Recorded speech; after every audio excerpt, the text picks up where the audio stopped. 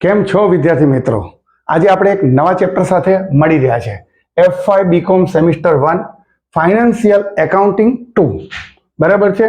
એની અંદર unit number 4 આપણે ભણી રહ્યા છે ભાડે ખરીદ પદ્ધતિથી વેચાણના હિસાબો. આજનો આ ભાગ પહેલો છે. થોડી થિયરી આજે પહેલા ભણી લઈશું આપણે. તો સૌથી પહેલા સમજીએ કે ભાડે ખરીદ પદ્ધતિ કીધી છે. હજી એક બીજી પદ્ધતિ આવે છે હપ્તા ખરીદ પદ્ધતિ. બેમાં થોડોક ફેર છે. તો પહેલા આપણે થિયરીમાં હપ્તાની વાત કરી લઈએ.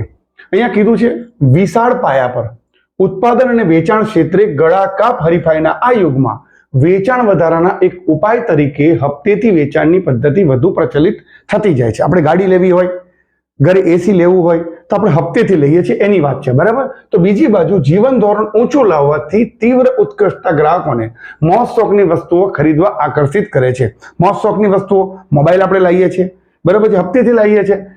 આગળ કીધું છે આધુનિક યુગમાં માનવીની જરૂરિયાતની વસ્તુઓ વધવા પામી છે. જેમ કે LED TV, washing machine, refrigerator, motorcycle અને મોટર કાર વગેરે જેવી ચીજ વસ્તુઓ ખરીદવા માટે સામાન્ય આવકવાળા માનવી પાસે જરૂરી રોકડ હોતી નથી.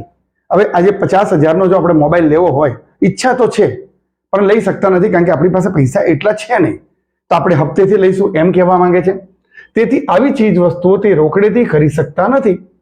અને આવી ચીજ વસ્તુઓનું ઉત્પાદન કરનાર કે વેચનાર મોટા પ્રમાણમાં તેમનું વેચાણ પણ કરી શકતા નથી. જો આપણે ખરીદીશું નહીં તો જે વેચાણ કરે છે એ લોકો વેચાણ પણ નહીં કરી શકે, એટલે એ લોકો પણ હપ્તે વેચવાની કોશિશ કરશે. બરાબર. તેથી હપ્તા કે ભાડે ખરીદ પદ્ધતિ અસ્તિત્વમાં આવી, જે અનુસાર ચીજ વસ્તુની કિંમત વેચાણ વખતે એક સામટી ચૂકવવામાં આવતી નથી. બરાબર છે. જો લખ્યું છે એક સામટી નહીં ચૂકવાતા હપ્તાની ચૂકવવામાં આવે છે.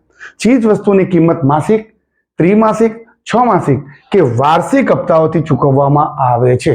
આ વાત કોની થઈ? હપ્તા પદ્ધતિની. પરંતુ તમે કહેશો કે સાહેબ આપણે તો ભાડે ખરીદ પદ્ધતિ ભણવાની છે, તો ચલો ભાડે ખરીદ પદ્ધતિની થોડી વાત કરી લઈએ.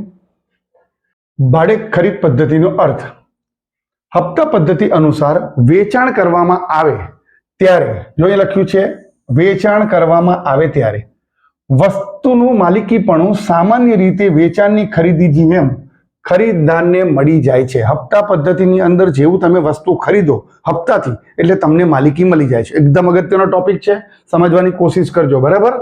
ફક્ત નાણાં હપ્તાથી ચૂકવવામાં આવે છે. હપ્તા પદ્ધતિ અનુસાર જેવો કરાર કરવામાં આવે અને કરાર વખતે મુકર્રર રકમ ચૂકવવામાં આવે કે તરત જ વસ્તુની માલિકી ખરીદનારને મળી જાય છે. ભાડે ખરીદમાં નહીં મળે. આ યાદ રાખજો. બરાબર. એટલે અહીં હપ્તાની વાત કરી છે. હપ્તા પદ્ધતિમાં જેવા તમે એને ડાઉન પેમેન્ટ ભરો એટલે એ વસ્તુની માલિકી તમારી થઈ જાય. બરાબર. ચલો ભાડે ખરીદ પદ્ધતિ અનુસાર હવે ભાડે ખરીદીની વાત કરીએ છીએ. કોની વાત કરીએ છીએ? ભાડે ખરીદ પદ્ધતિની. જો ચીજ વસ્તુનું વેચાણ કરવામાં આવ્યું હોય તો હપ્તાને ભાડા તરીકે ગણવામાં આવે છે. હપ્તાને કઈ રીતે ગણવામાં આવે છે? ભાડા તરીકે ગણવામાં આવે છે. બરાબર. અને જ્યારે પૂરેપૂરી રકમ ભરાઈ જાય, શું લખ્યું છે? પૂરેપૂરી રકમ ભરાઈ જાય ત્યારે વ્યવહાર ખરીદીમાં પરિણમે છે. એટલે જ્યાં સુધી તમે છેલ્લો હપ્તો ન ભરો ત્યાં સુધી તમને માલિકીપણું મળશે નહીં. બરાબર. ભાડે ખરીદ પદ્ધતિ અનુસાર કરાર વખતે ચીજ વસ્તુનો ફક્ત કબજો ખરીદનારને મળે છે. કબજો મળે છે, માલિકીપણું મળતું નથી. ખરીદનારને મળે છે પરંતુ માલિકી મળતી નથી. પરંતુ જ્યારે હપ્તાની પૂરેપૂરી રકમ ભરપાઈ થઈ જાય ત્યારે જ માલિકી ખરીદનારને મળે છે. તેથી જો ખરીદનાર પૂરેપૂરી હપ્તાની રકમ ભરવામાં નિષ્ફળ જાય તો વેચનાર ચીજ વસ્તુને પાછી લઈ જઈ શકે છે. બરાબર. આ એક મેઇન ટોપિક છે. બંનેની અંદર શું ફરક છે જોઈ લો. હવે આપણે એના તફાવતની રૂપે જોઈ લઈએ આપણે થોડું. તો તફાવતમાં શું કીધું છે જોઈએ. હપ્તા પદ્ધતિ અને ભાડે ખરીદ પદ્ધતિ વચ્ચેનો તફાવત. બરાબર. થિયરીમાં પૂછી શકે છે તમને. એક છે માલિકીપણું. તો આપણે હમણાં જોયું કે હપ્તાની અંદર માલિકીપણું મળી જાય છે, જ્યારે ભાડે ખરીદ પદ્ધતિમાં માલિકીપણું મળતું નથી. તો શું લખીશું જુઓ. હપ્તા પદ્ધતિ અનુસાર કરાર થતા ખરીદનારને ચીજ વસ્તુનો કબજો અને માલિકીપણું બંને મળી જાય છે. કબજો પણ મળી જાય છે અને માલિકીપણું બી મળી જાય છે. જ્યારે ભાડે ખરીદ પદ્ધતિ અનુસાર ખરીદનારને ચીજ વસ્તુનો કબજો મળે છે પરંતુ જ્યાં સુધી પૂરેપૂરી હપ્તાની રકમ ભરપાઈ ન થઈ જાય ત્યાં સુધી માલિકી મળતી નથી. યાદ રાખજો, ત્યાં સુધી માલિકી મળશે નહીં. આ એક ટોપિક થયો માલિકીપણાનો. તો ચલો હવે બીજો ટોપિક જોઈ લઈએ આપણે તફાવતનો. બીજો ટોપિક છે વેચાણ. હપ્તા પદ્ધતિ મુજબ ચીજ વસ્તુનું વેચાણ થાય છે. હપ્તા પદ્ધતિ મુજબ ચીજ વસ્તુનું વેચાણ થાય છે. ફક્ત રકમ જ હપ્તાથી ચૂકવવામાં આવે છે.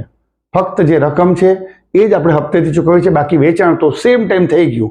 જે દિવસે આપણે ડાઉન પેમેન્ટ ભર્યું એટલે જે પાર્ટી આપણને વેચી દીધું એમ કહેવાય. બરાબર છે. જ્યારે ભાડે ખરીદ પદ્ધતિ અનુસાર હપ્તાને ભાડા તરીકે ગણવામાં આવે છે. હપ્તો છે એને ભાડું ગણવામાં આવે છે. જ્યારે પૂરેપૂરી હપ્તાની રકમ ભરપાઈ થાય ત્યારે તે વ્યવહાર વેચાણમાં પરિણમે છે. એટલે જ્યાં સુધી તમે પૂરેપૂરો હપ્તો ન ભરો ત્યાં સુધી એ વેચાણ થયેલું ગણાશે નહીં. બરાબર, આ થઈ વાત વેચાણની. ચલો હવે આપણે ત્રીજો મુદ્દો જોઈ લઈએ છે, દાવો. હપ્તા પદ્ધતિમાં જો ખરીદનાર હપ્તાની રકમ ન ચૂકવે તો વેચનાર કાયદેસર રીતે કિંમત વસૂલ કરી શકે. શું કરી શકે છે? ખાલી કિંમત વસૂલ કરી શકે છે, પરંતુ તે ચીજ વસ્તુ પાછી લઈ જઈ શકતો નથી. હપ્તાની અંદર એ તમારી વસ્તુ પાછી ના લઈ જઈ શકે. તમારી પાસે રૂપિયા બાકી છે, રૂપિયાની માંગણી કરી શકે છે. બરાબર. જ્યારે ભાડે ખરીદ પદ્ધતિમાં ખરીદનાર જો કોઈ હપ્તાની રકમ ન ચૂકવે, જો અહીંયા હવે ભાડેવાળાની વાત છે, અને હપ્તો ન ચૂકવે તો વેચનાર તે ચીજ વસ્તુ કાયદેસર રીતે પાછી લઈ જઈ શકે છે. આમાં વસ્તુ પાછી લઈ જઈ શકતો નથી. જ્યારે ભાડેની અંદર એ વસ્તુ પાછી લઈ જઈ શકે છે અને તે અગાઉ ચૂકવેલી હપ્તાની રકમને ભાડા તરીકે ગણશે અને જપ્ત પણ કરી લેશે. એટલે તમારા પૈસા જે ભરેલા છે એ જપ્ત કરી લેશે અને તમારી વસ્તુ પણ જપ્ત કરી લેશે. બરાબર. ચલો આગળનો મુદ્દો આપણે જોઈએ, ચોથા મુદ્દામાં કીધું છે નુકસાનનો ભોગ વટો. આ બહુ સારી વાત છે. હપ્તા પદ્ધતિ અનુસાર માલિકીપણું ખરીદનારને મળી જાય છે. હવે આપણે હપ્તા પદ્ધતિ લાયા છે તો આપણે જે વસ્તુ ખરીદીશું એનું માલિકીપણું આપણને મળી ગયું. હવે એ વસ્તુને સાચવવાની જવાબદારી આપણી, કારણ કે માલિકીપણું મળી ગયું છે. અહીંયા એ જ કીધું છે હપ્તા પદ્ધતિ અનુસાર માલિકીપણું ખરીદનારને મળે છે. તેથી ખરીદનારે પોતે જ પોતાની ચીજ વસ્તુની કાળજી લેવાની હોય છે. ડન. અહીંયા કીધું છે જ્યારે ભાડે ખરીદ પદ્ધતિ અનુસાર જ્યાં સુધી છેલ્લો હપ્તો ભરાય નહીં ત્યાં સુધી ચીજ વસ્તુની માલિકી ખરીદનારને મળતી નથી. હવે જ્યારે ચીજ વસ્તુની માલિકી ખરીદનારને મળવાની જ નથી તો પછી એ વસ્તુનું એ ધ્યાન નહીં રાખે. બરાબર છે. તો અહીંયા કીધું છે એ મુજબ તેથી વેચનારને વસ્તુના જોખમ માટે વીમો ઉતરાવવો પડે છે. કોણે? વેચનારે. બરાબર. ખરીદનારને આમાંથી શાંતિ છે કે કદાચ વસ્તુ તૂટી ગઈ, બગડી ગઈ તો કઈ વાંધો નથી. તકલીફ કોને છે? જે વેચનાર છે તેને. ઓકે. ચલો આગળ આપણે જોઈએ છે. અહીં આપણો આ ભાગ આપણે પૂર્ણ કરીએ છીએ થિયરીનો. આગળ ફરી નવા ભાગમાં મળીશું. બીજા મિત્રોને કહેજો કે અહીં એકાઉન્ટનું આ યુનિટ નંબર 4 આપણું શરૂ થઈ ગયું છે અને બીજા મિત્રોને પણ શેર કરજો જેથી બીજા વિદ્યાર્થીઓ પણ ભણી શકે. થેન્ક યુ વિદ્યાર્થી મિત્રો. Thank you so much.